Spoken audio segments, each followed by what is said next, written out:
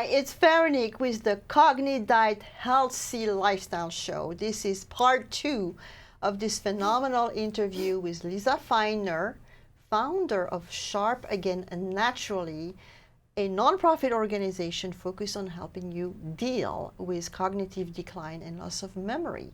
It can be due to Alzheimer's disease, dementia, or just natural aging. We had a fantastic conversation about some of the kind of mysterious reasons why, or not so well-known reasons why you can have cognitive decline. But in this part 2, we will cover things that are more associated with your lifestyle, like nutrition, exercise, sleep, stress, social interactions. And Lisa, thank you so much for being on this show with us. My pleasure. We're going to repeat the same question because God knows that people didn't watch the part 1. But can you tell us a little bit more about yourself and why you created Sharp Again Naturally? So I wear a couple of different hats in my life, and one of them is as a health coach.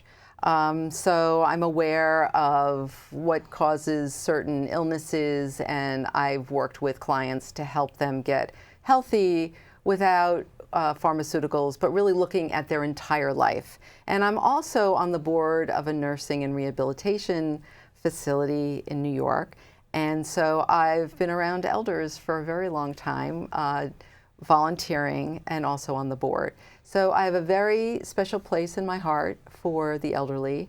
And when we first heard that there were people who had been able to regain cognitive function, even after being diagnosed with Alzheimer's or dementia, it really hit home with me that there were these causes that could be treated like so many other diseases. And that's when we started Sharp Again Naturally, to really bring this information to the public directly, and also to doctors, because they too are unaware of a lot of what we've learned. So with your organization and experts, you identified, and I'm going to show it again, the what's called the 10 reversible causes of dementia. That we don't have the time to cover everything today. Right. But bravo for doing this. Some of them are surprising, but some of them are coming to us like, of course, if I eat better, if I sleep better, if I exercise, it should be good for me. Right. And it gives me hope that, well, you know, maybe and hopefully I can delay the onset of the problems. I can deal with them. And when it comes to lifestyle, one that comes to mind, and especially with being a nutritionist, is nutrition. So I'd like to tell a story, because I think this illustrates how powerful nutrition is. And, you know, I know for your audience, this could be very ho-hum. It's like, oh, I've heard about nutrition, I've heard about stress, I've heard about exercise. And it may seem like just a throwaway, but I will tell you that where nutrition and exercise are concerned, I think they may be really surprised. So a woman who had had a couple of strokes was sent home on hospice and was given 2 weeks to live. And she really couldn't move. She was drinking out of a straw and could move her head slightly. And her son, who's a nutritional microbiologist, said, let me try something.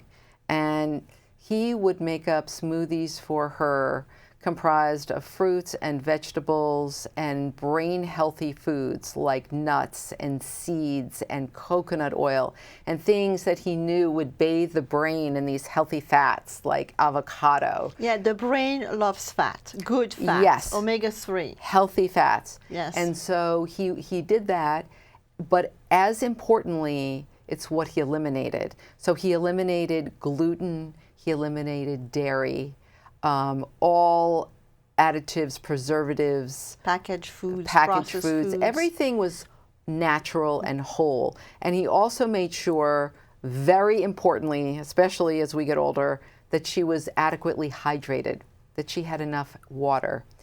And I'm happy to say that hospice withdrew within a few months. You know, within another year or so, Anne was back into her life. She was cooking at the stove She moved, they took the hospital bed out. She was back with her husband. She was back in her life. And she still had a little bit of,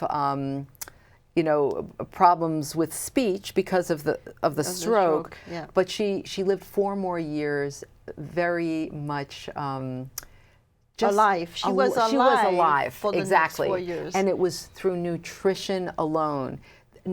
Good nutrition is very powerful. It's a powerful healer.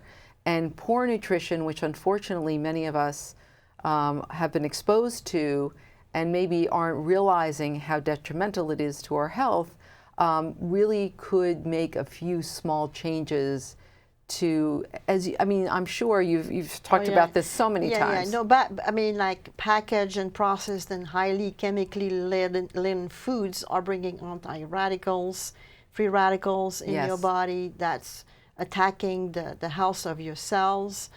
Yes, and your myelin sheath. We're seeing a lot more neurological. Including in your brain. And in fact, people don't even know, the brain uses 20% of the body's energy.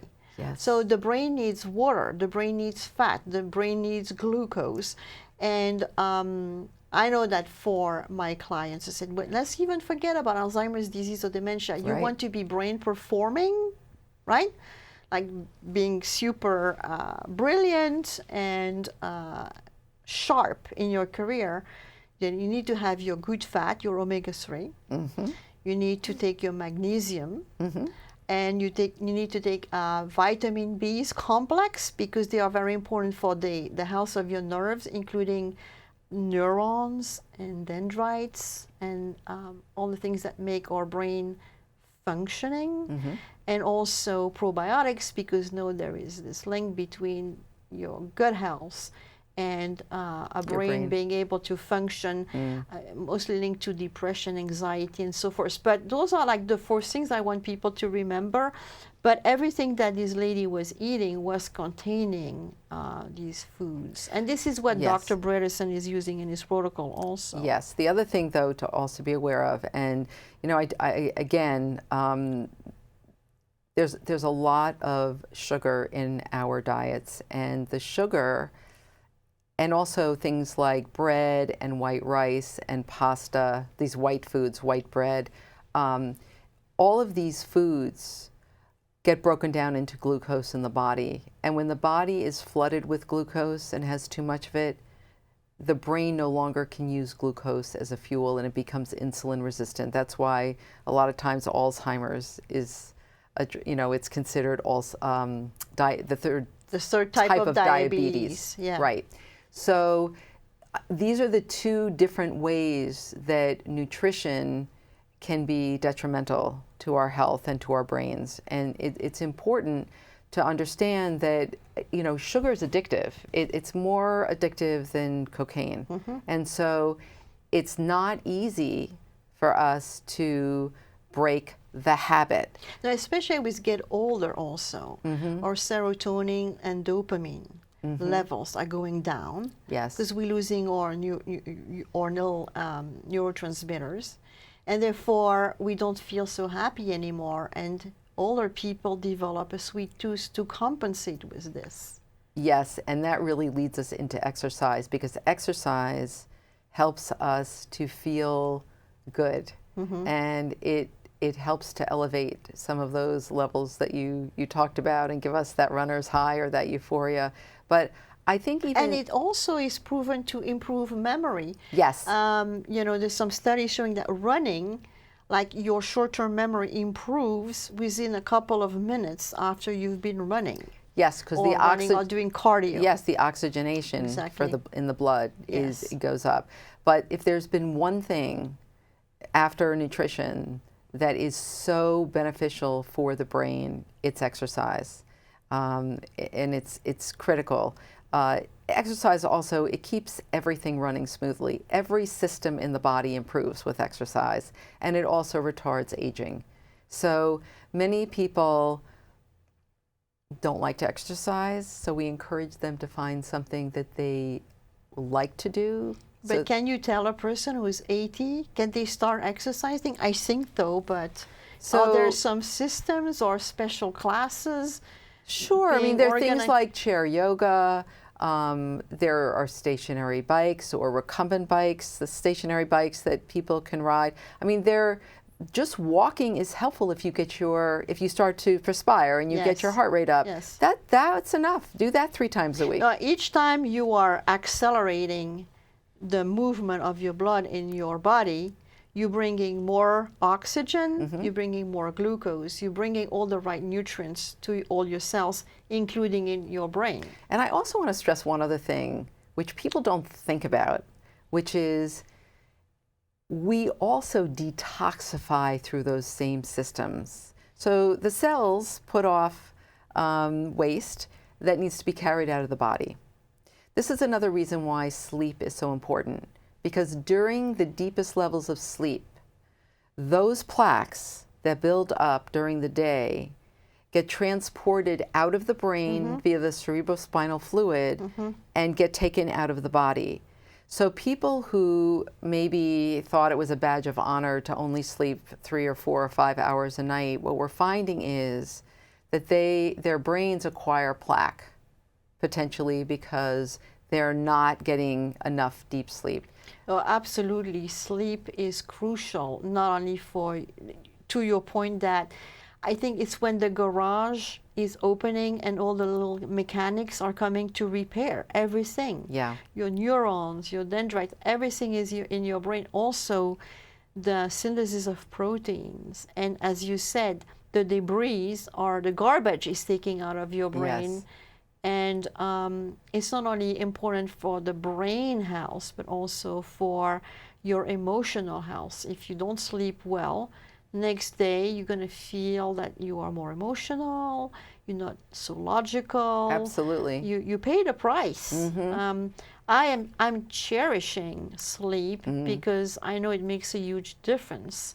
And I think this is a growing topic right now in our nation or worldwide about the need to sleep more. I think there's a myth that because people are so used to not sleeping well as they get older, they think we don't need as much sleep, but you actually need as much sleep when you're 90 as you do when you're 50. But I think the way you sleep is changing because I've had enough elderly people in my family to see that they were not sleeping that much anymore, even if they were trying.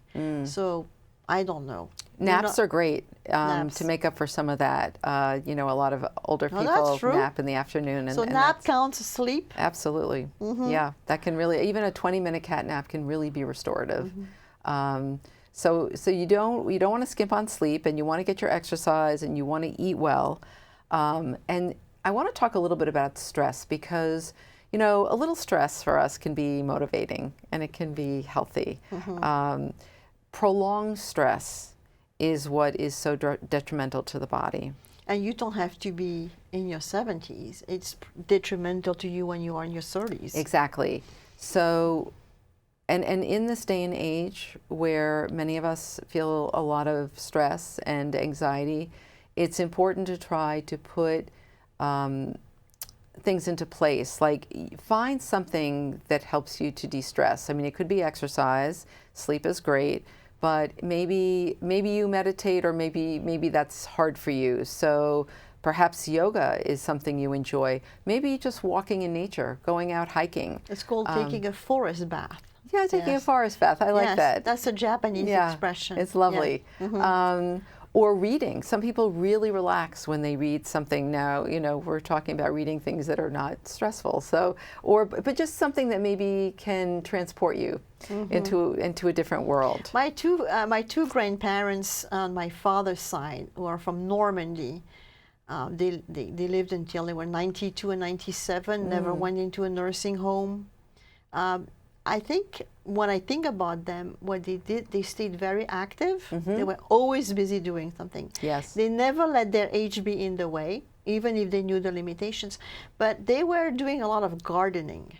They were very busy in the garden all the time. So they're touching the dirt. Yes. And they're in the sun, getting a little vitamin D. Yes. And being involved in something that they enjoy. All of those things are very important. You know, just going back to sleep for 1 second, I don't want to gloss over 2 other things that are very important. So we're noticing now, dentists are noticing that a lot of our airways are narrowing. Yeah, you have a lot of dentists on your board, and We I do. did not ask you the question, why dentists? What's the role of dentists? So there are several things. Okay. We have two holistic dentists and one who is a snoring and sleep apnea specialist. Okay. And so even women who are thin, and you would never know that they would have a problem with snoring or sleep apnea, but there is a whole population of them. And a lot of it's due to a narrowing of the airway. Okay. And so we're seeing this in children, which causes behavioral problems in school. Is this due to life? What is this due to? It's partly due to nutrition, believe it or not. It can be due to, we're seeing a lot more asthma. Yes, that's pollution. Yes, or allergies or some other things. So there's a lot going on here that people might not ordinarily associate with memory issues. Yes, so what's the link between sleep apnea and memory? So during sleep apnea, you are awakening many times during the night. It's not allowing the brain to get into that deep level of sleep. And it also has to do with the oxygen issue, right? The brain isn't getting enough oxygen. So it's not detoxifying, it's not getting enough oxygen, and it's causing people to fall asleep during the day and develop dementia when they get older. I had never made the correlation. Okay, so... And then the other piece of the dentistry puzzle is the silver fillings and other oral infections. So this touches on two of our other causes. Yes. So mercury is neurotoxic, and silver fillings are 50% mercury. They're put into the body as a routine procedure, but when they're removed, they're hazardous waste. So that tells you something about the problem with mercury. And what happens is over the course of your lifetime is that the fillings can off-gas, or they can break down little by little as you chew or brush your teeth. And so for some people, this is not a problem because they naturally can detoxify these things and they will rid them out of their body. But for a good percent of our population, these metals, these neurotoxins, can accumulate in the fat tissue. And again, this adds to our toxic body burden.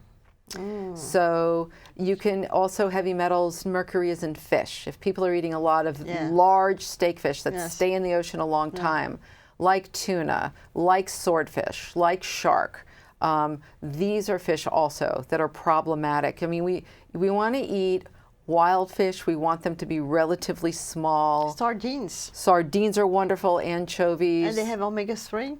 Yes. They say the SMASH fish, the acronym. So it's salmon, mackerel, not king mackerel, but regular mackerel, anchovies, sardines, and herring. Yes, those are the SMASH fish. So so you can get mercury exposure or heavy metals that way, and also you get them through the air as well. So again, things just to be aware of. And, dentists play a role here. You need to find a dentist who's been trained to remove fillings safely, not just drill them out willy-nilly, because then all of it becomes airborne and you reabsorb it, and it can cause more of a problem than when you started. Oh, so I didn't know that. Yeah, so, I mean, people can have a heavy metals test. It's called a urine challenge test, and you're given a substance that binds with the metals like DMSA, or there are a few of them, and then you do a 6-hour collection after taking that, and you send a sample into a lab, and it measures the levels. Okay, so on this list here, we've covered a lot, but I remember you said to me, I want to make sure we also speak about social interaction, having a life within the community, and also physical and emotional trauma. Yes. So let's start with having a social life. Right, so there have been multiple studies and articles, I would say in the last 3 years alone, that talk about social isolation of elders especially. And I mean, there are wonderful programs now bringing elders together with preschoolers and taking care of babies. yes, it's very, very important. I think what happens is as we get older, we lose friends, we lose spouses. And we lose sense of purpose. We lose because nobody absolutely. is thinking about us to do anything anymore. Right, and so these people fall away in our lives, and elders become isolated. So it's really important to stay connected through your church or your temple or through the local Y or the senior center, or to stay involved with activities that you like, that you do with other people. It's so important. I can't say enough. I mean, the research is there to show a direct correlation between isolation and memory issues. Yes. And then to go on to physical and emotional trauma, again, one of those things that people don't naturally associate with dementia, but if you have experienced trauma as a child, and they're called these adverse childhood experiences, ACEs, the research shows that there is more memory loss in middle life and then dementia later on. So, you know, we've heard about a link with football players, concussions, traumatic brain injury, even PTSD leading to dementia. And I mean, 60 Minutes on Sunday just had a wonderful segment on PTSD. You know, we know this is problematic for the brain, and it can cause memory issues. So, but like in a nutshell, how do we explain that a childhood trauma or PTSD or whatever is impairing your memory? What is happening in the brain?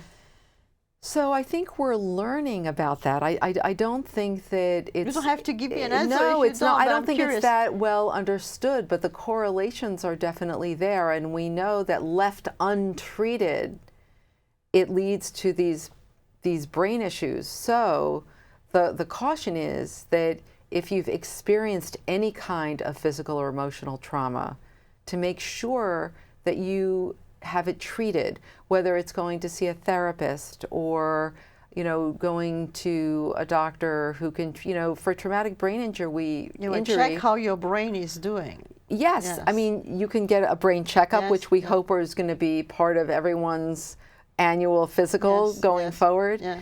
But we know that hyperbaric oxygen treatment, for example, or something called neurofeedback, these two therapies are great for traumatic brain injury. So there are things that you can do even if you have experienced these kinds of trauma to restore your cognitive function. Yeah, because there is a science called neurogenesis, or the fact that your brain is neuroplastic and that your brain can start to build new pathways. Which we and didn't think. restore some pathways, which Yes. in fact I'm using in my own program to say you can create healthier pathways. So I am a big believer that you can continue to change your brain and impact your brain. Absolutely. It's like you said earlier, It's never too late. It's never too early or too late Yes. to really address your brain health. Mm-hmm. So it was a fascinating interview. I'm so glad you came, Lisa. Thank you. I learned a few things. So I want to make sure for the remaining minutes that you have a chance to either summarize what we shared, or what is your message, you know, about Sharp Again Naturally, about your mission, or about what you want people to remember about this interview. We want people to know that brain health is like cardiovascular health. Yes. That there are things we know we can do to take care of our brains starting today, Yes. right now. And we've spoken about many of them today. So that's really the first thing. And also, you know, prevention is the best, cure. But as soon as you notice that there may be an issue, if your loved ones are coming to you and saying, I think something's going on, get help, get it checked out. It's really time sensitive. Mm-hmm. And the longer people wait, the further down the path of dementia they get. If it starts with subjective, it goes to mild, then moderate, then to severe. The longer down that path you wait, the more difficult it can be to reverse it, depending upon these causes. And most people, once they get into the mild to moderate cognitive impairment, they're suffering from more than one of these causes. So it becomes more complicated. So again, another reason for prevention, for really paying attention to those things that, we might say, oh, I know I have to exercise more. Well, I don't love to exercise either. I like to play tennis, but the aerobic exercise, I force myself to do it because I know how important it is. Yeah, and I think that I'm an exerciser too, but I have learned to notice and enjoy how great I feel after exercising. Yes. And when we eat healthy foods, nourishing foods, you also feel, you get attuned to your body, you feel like you have more brain power, you are more focused, everything is improving. So including your taste buds. Yes, they absolutely. Change. So I think that we're just asking people to give it a try, but to be like really focused on understanding then and feeling the positive change. And then if you become that believer, you say, yes, of course, exercise, eating well, sleeping well, taking care of my stress, taking care of my environment. Right. Not drinking too much. That's sugar. Well, the sugar, and the drinking, alcohol. and the smoking. Yeah, like really try to live your healthiest life, because it doesn't just impact you, it impacts your loved ones. We mentioned caregivers, in the first segment. Caregivers, they pay a terrible toll because the lifestyle of the person with dementia also becomes their lifestyle, and they're not exercising, and they're not having social interaction, and they're probably not sleeping well because people with dementia are up all night sometimes. And so it takes a very heavy toll on caregivers, who are 6 times more likely to develop dementia than the rest of the population. So look, we don't want to either be someone with dementia or taking care of someone with dementia. We all deserve to really live a very fulfilling life. Well, thank you so much, Lisa Feiner from Sharp Again Natural. You have a wonderful website with many resources. Sharpagain.org is our website. So thank you. This was the CogniDiet Healthy Lifestyle Show focused on your brain today. Have a wonderful, fruitful, productive, brain healthy life. Goodbye.